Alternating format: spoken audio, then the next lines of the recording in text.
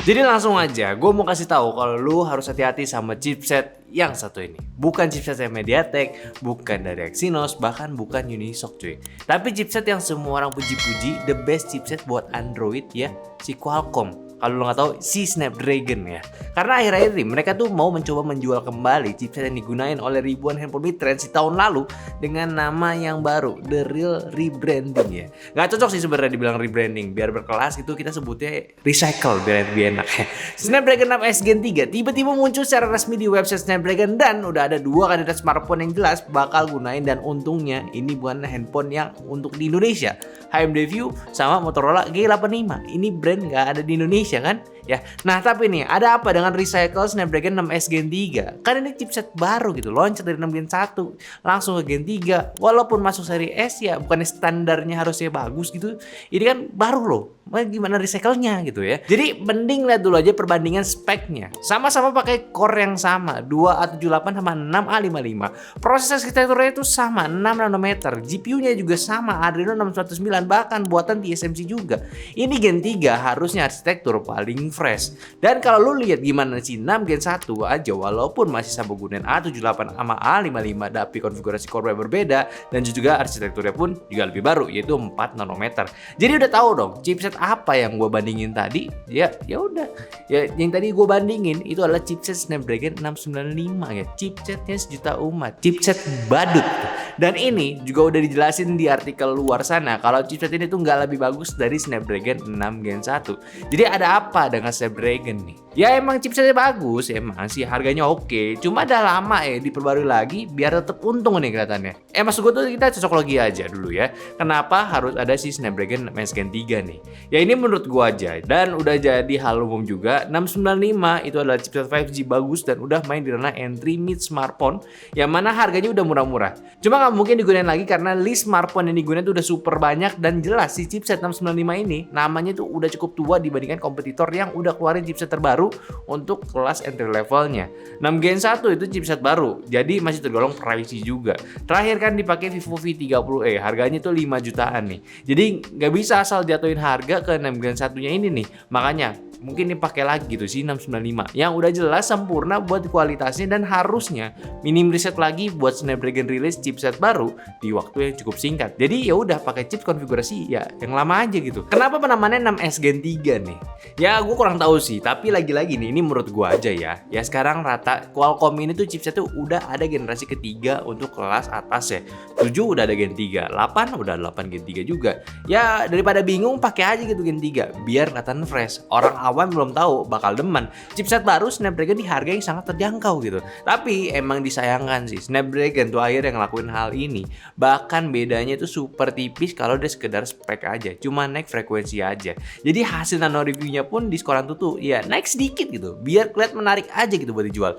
Ya bisa aja nih si Snapdragon. Ditambah lagi lu lihat nih kalau lihat produk USP-nya bisa gitu kasih 5 poin menarik. Bahkan sampai ada poin intelligent assistance-nya, si AI-nya. Dimunculin teknologinya, padahal di 695 itu nggak dijual tuh persoalan AI. Terus karena 2024 itu jualannya apa-apa AI, ya dimunculin nih di 6S Gen 3. By the way ini ya semacam NPU ya atau AI engine, emang udah ada juga kok, dan emang udah lama juga di smartphone, jadi jangan salah tangkap nih. Tapi baik lagi nih, dari 5 poin tadi sih ya menurut gue masih di area yang oke nih ya. Paling kasih poin upgrade performance karena ya emang frekuensinya itu ditingkatin. Kalau di nano review naik tuh jadi 2,3 GHz untuk A78-nya sama 2 GHz untuk A55-nya.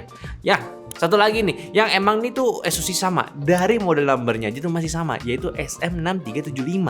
Jadi clearnya tuh emang sama gitu ya, cuma ganti nama doang. Tapi nggak mau sampai situ doang nih si Snapdragon ya. Si SoC 6S Gen 3 ini sebenarnya nggak sekedar punya satu model aja, tapi ada dua, yaitu si SM6375AC yang 5G sama satu lagi nih 6370. Nah model kedua ini kalau lu baca footnote-nya di bawah itu kayak sebuah pertanda kalau Snapdragon ini mau kasih model SoC 4G-nya nih.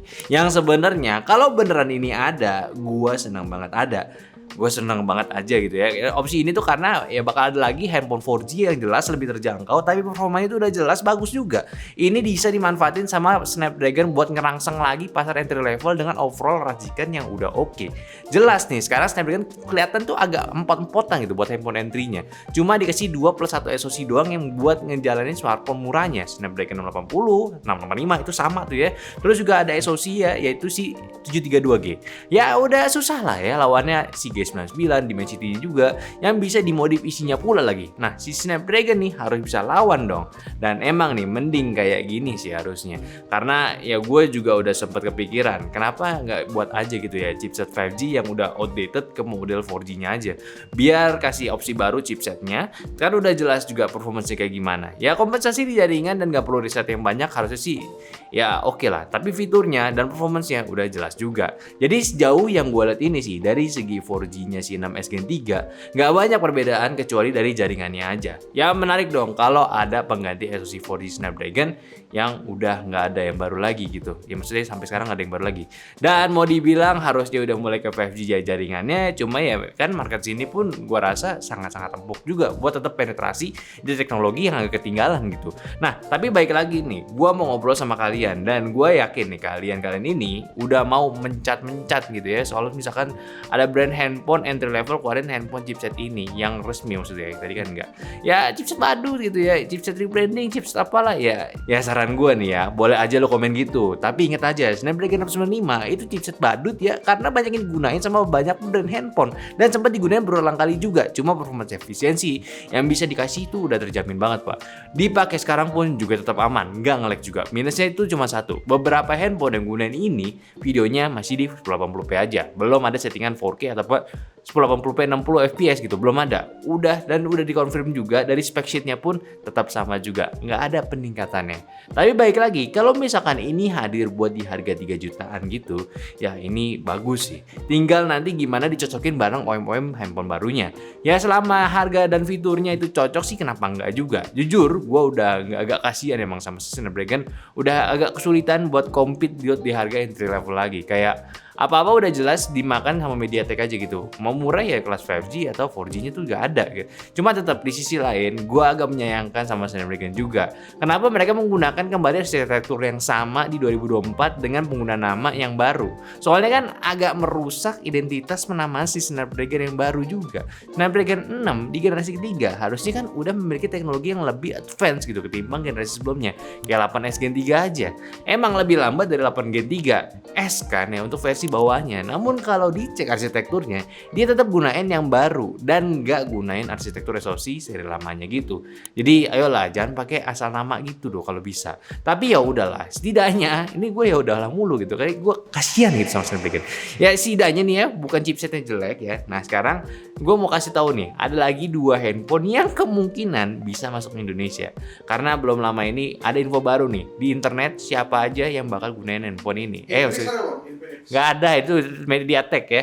Jadi ini handphonenya yaitu Vivo V40e sama iQOO Z10X ya. Vivo V40e ya jadi downgrade dong kira-kira ya.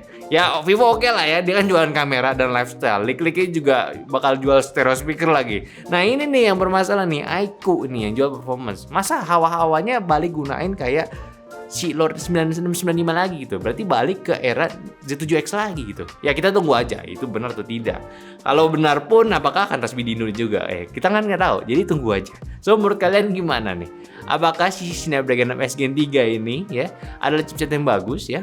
Apakah recycle rebranding 69 itu movementnya bagus buat si Snapdragon? Coba kalian diskusi di bawah. Sama juga kalau kalian tadi gue pengen handphone tapi nggak guna, ini sebenarnya gue pengen kasih tahu juga. Besok gue mau bandingin 2 handphone, jadi stay tune juga ya. Oke, mungkin itu aja pembahasan gue dari si 6S Gen 3. Sedikit kecewa, tapi ya udah juga. Ya udah, gue agak kasihan sama si Snapdragon gitu loh ya. Bagus tapi jelek. Kayak gini movementnya jelek, bukan barangnya loh. Jadi like aja videonya kalau kalian suka, subscribe channel nanti juga, dan follow semua sosial media kita yang ada di Instagram, TikTok, Facebook, Discord yang semua linknya ada di deskripsi. Dan dari itu sampai jumpa di video nyantai selanjutnya. Bye.